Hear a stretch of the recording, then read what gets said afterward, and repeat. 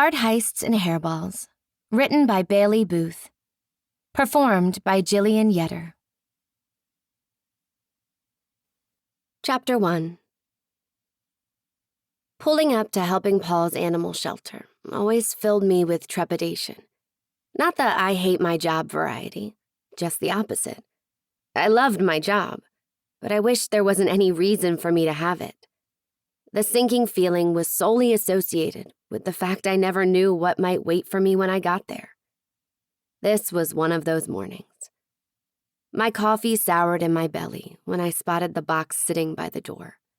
Not even a travel crate, a cardboard box.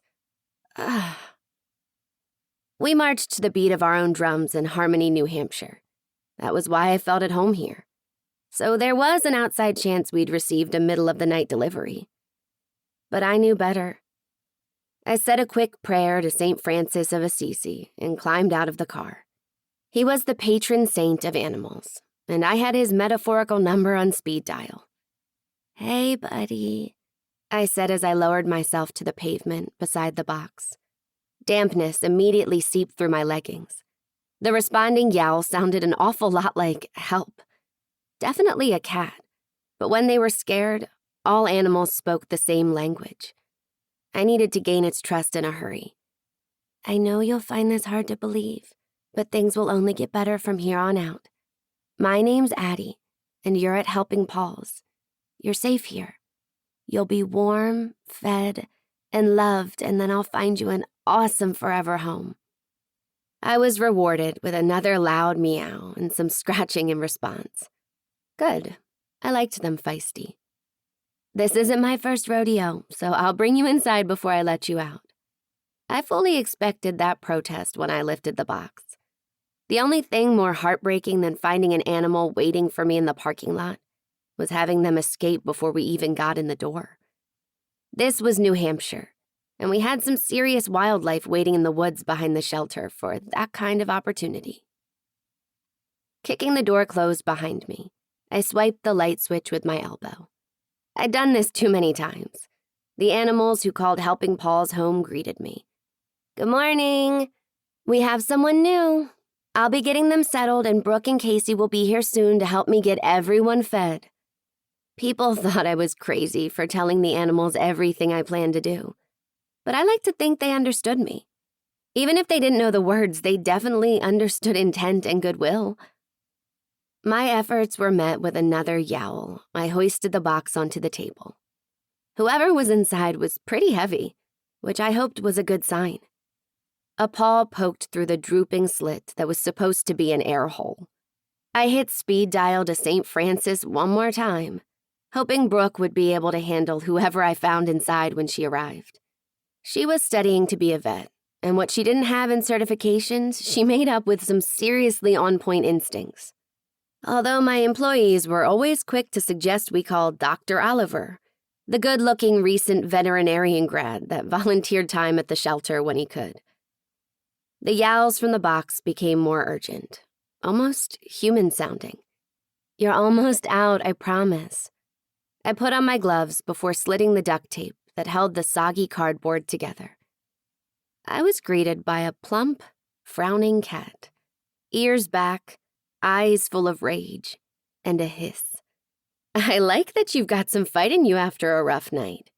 You're safe here." I didn't attempt to pick up the cat yet. I liked having eyeballs too much to even think about handling an angry animal. "Newcomers get wet food.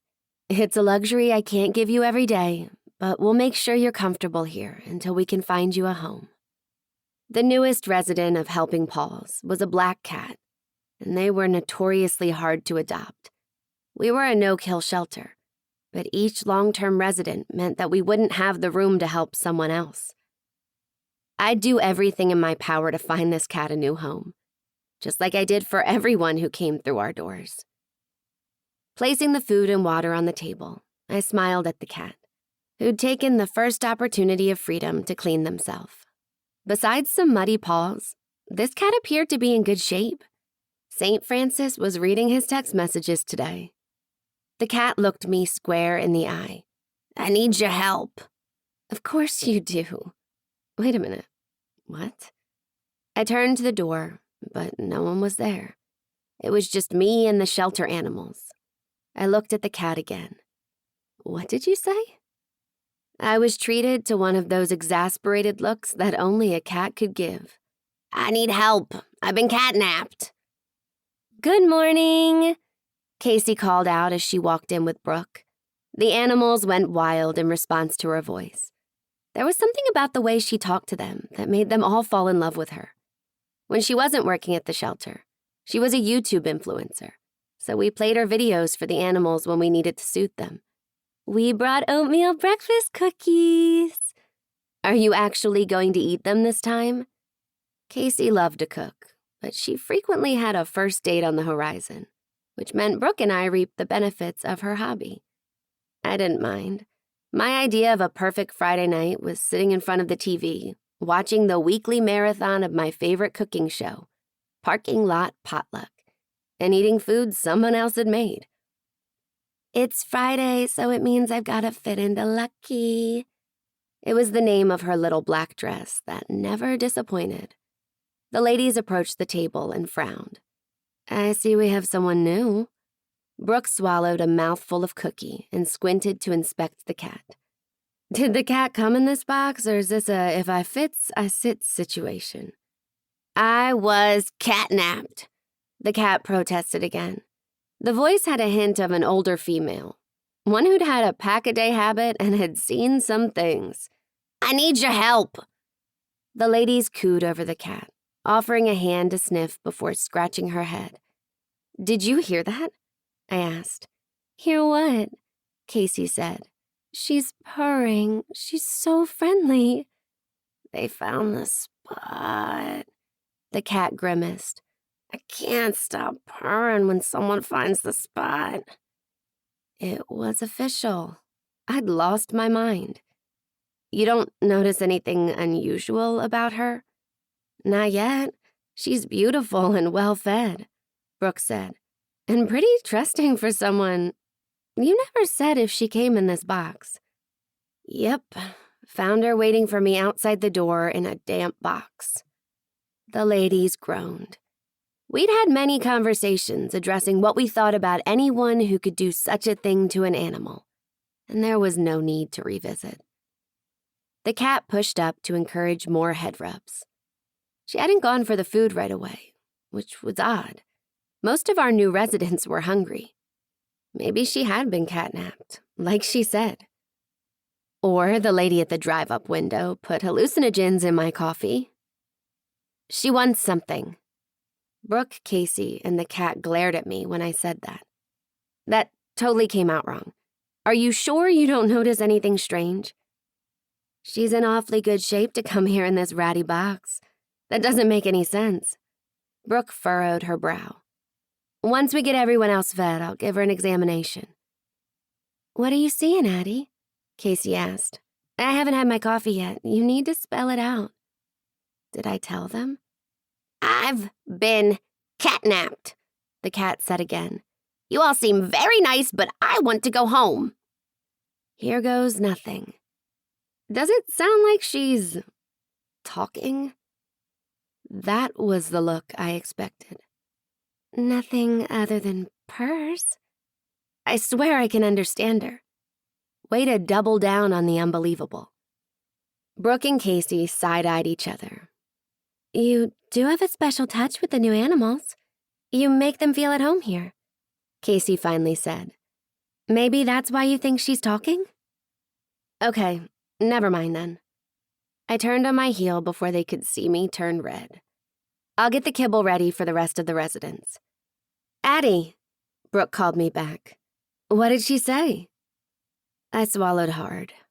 It was almost impossible to find good, loyal employees who worked as hard as Brooke and Casey. They were students at Harmony Community College, and they wouldn't be with me forever. Brooke would be a doctor, and Casey had plans for online world domination. She says she's been catnapped. Their lips quivered, and I wasn't sure if they wanted to laugh or cry. I put my hand on the cat's head, loving the little internal motor of approval. I needed it. There are people who can communicate with animals, Brooke said. We're learning about it in school. It's new science and controversial because... She gestured at me and the cat. But my question is, why would you be able to understand this cat and none of the others here? Just lucky, I guess. Maybe I hadn't lost it after all. Maybe I should stick with her and see what else she says. The ladies hung up their coats, put their aprons on, and got to work. And I stayed with our newest resident. She watched my every move. I put my hands on my hips. I spent plenty of time talking to animals, but the conversations had always been one-sided. Now that there were other humans here, I was self-conscious about continuing the conversation. Am I the only one you can talk to? I can talk to everyone. So far, you're the only one who's understood me. The cat stood, stretched, and carefully stepped over the drooping side of the box. Do you have any tuna? Okay, so you're not a stray. Besides the muddy paws, my new friend had a shiny, thick coat, white legs that made it look like she was wearing pants, and a pudgy belly. She groaned. I told you I was catnapped. What happened? I had to admit it was amazing to get the story of why she'd been dropped off here. Usually we were left guessing. I witnessed a crime. The cat walked towards me, stopping at the edge of the table. Her yellow gaze captivated me. I chased the robbers, but I lost them. I tried to find my way back to the gallery, but there were so many scents. Gallery? Interesting. Not home? She wore a pink collar, but there was no pendant sharing her information. I hoped she had a chip. There was a box outside and some food in there. I was starving. The next thing I knew, I woke up and the box was sealed. Now I'm here. I'm food motivated too. What's your name? She steeled herself. Persephone. Nice to meet you, Persephone. I looked toward the kennel area. Brooke and Casey were busy feeding and greeting our residents. They were soaking up dog kisses and cat rubs and weren't paying us any mind. Persephone drank her water, but she wasn't touching the food. Do you know where you live? Or your owner's names? The cat gave me a look. Silly me, no one owns you. What can you tell me about the people who feed and take care of you? My person is called Margaret, and she owns the Gallery Bellamy. She must be devastated about the missing painting. And of course, me. Oh, Gallery Bellamy had been all over the internet. A priceless painting had been stolen in the middle of the night last week. It was a Bernays, a trendy new painter, though he hadn't lived to enjoy his 15 minutes of fame.